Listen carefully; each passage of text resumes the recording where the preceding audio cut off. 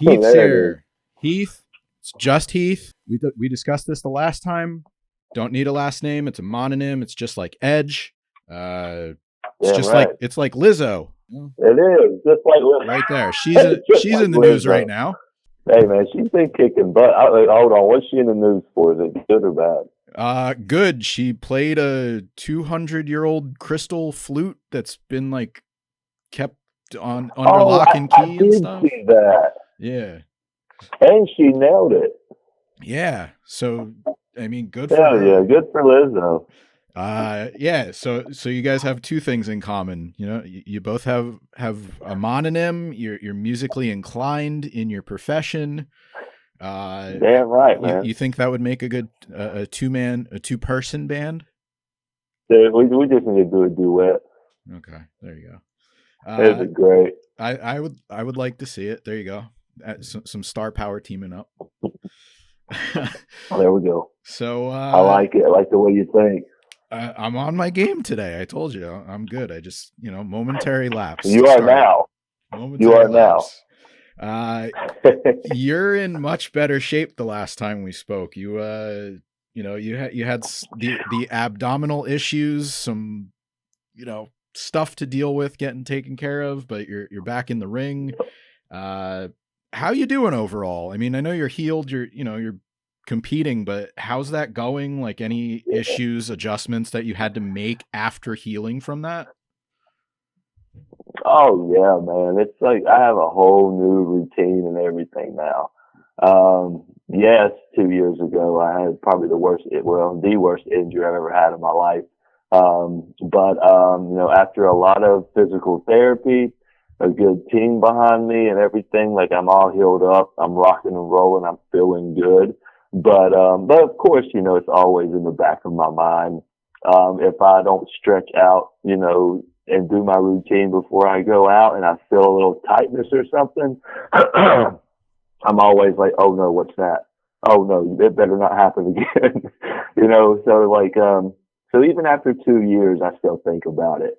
But, honestly, I feel great. I'm out there doing the best that I can, having fun doing it. But all in all, man, the surgery, the rehab, the physical therapy and everything, it's a success so far. So, yeah, thanks for asking. But heck yeah, man, it's going all right. Keeping all of that in mind, like, you're kind of listening to your body as you're competing, but how much is it a conscious decision or maybe not to, sort of like force yourself not to think about that stuff while it's going on? Because sometimes I've heard people say that, that can be a detriment more than the actual, recovery and injury itself. It's a fact. It was a whole mental game for me for a while. And I think that's with a lot of guys that get injured at any sports, when you get injured, it's like, should I do that again? Should I even try that again? What if it hurts me again? It's like, it's always in the back of your head. But yeah, it's, how can I say it? It's like, it's always there. I always think about it. But in the ring, sometimes you lose yourself and you just get caught up with the crowd, caught up in the match and everything. And then next thing you know, you just forget about it and you just start being you and doing what you love to do.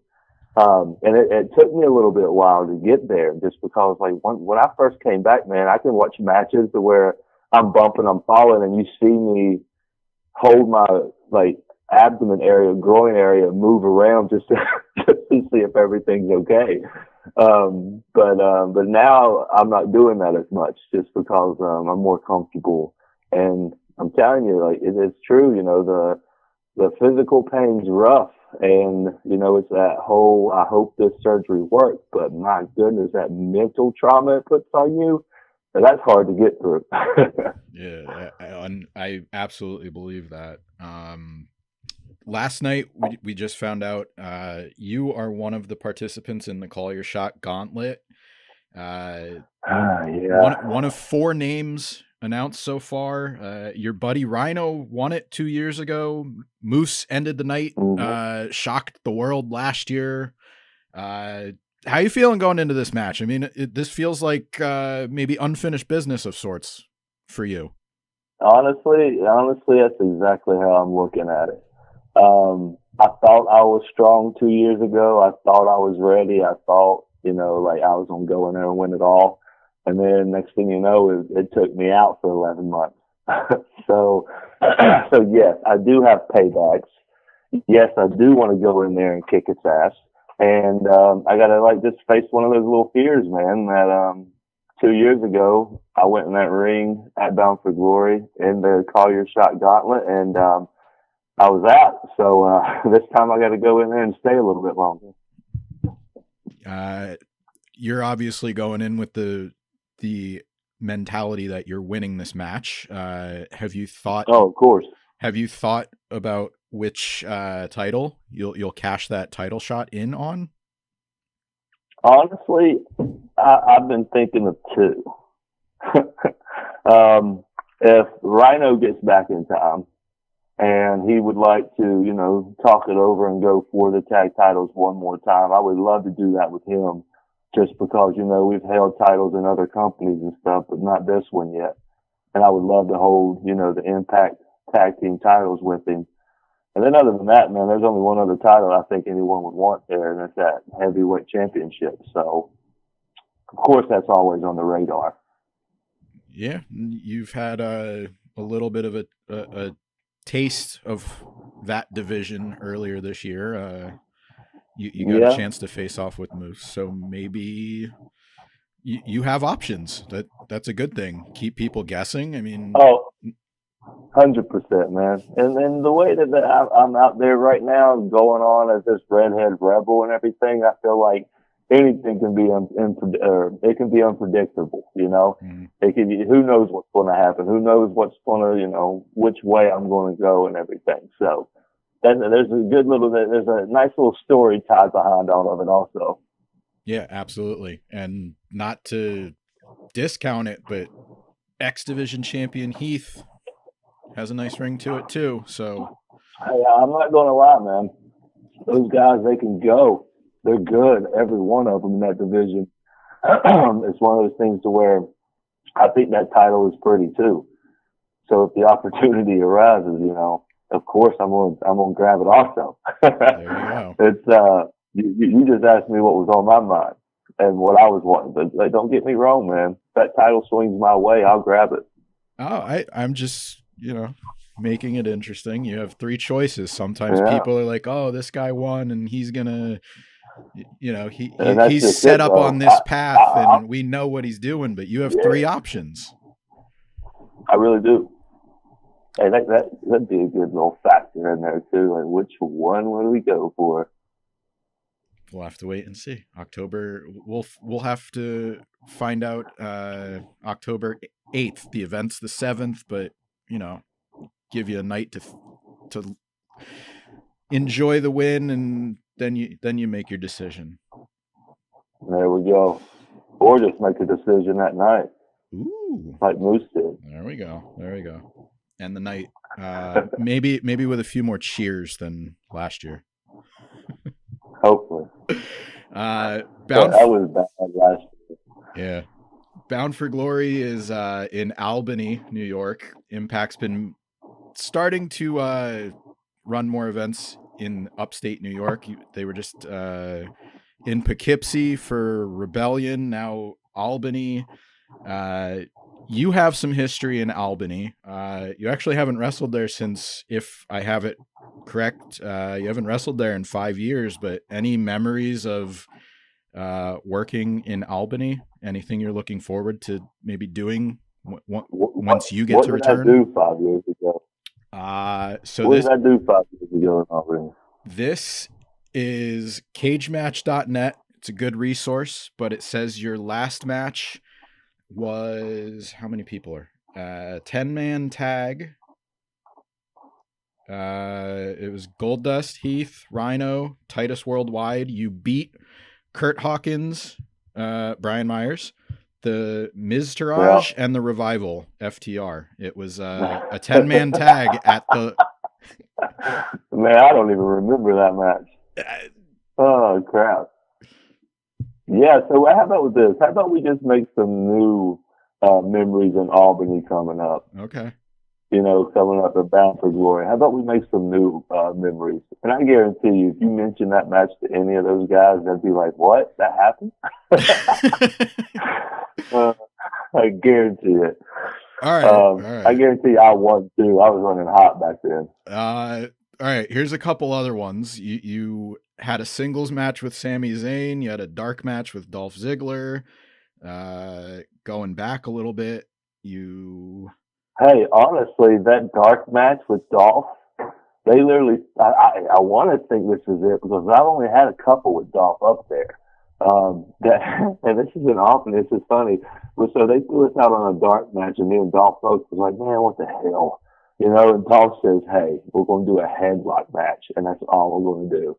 So me and Dolph went out there for like 5 minutes and literally locked up, chained, and just started doing headlock takeovers for literally 3.5 minutes. And then I cut him down, and he sweet chin music me for the win.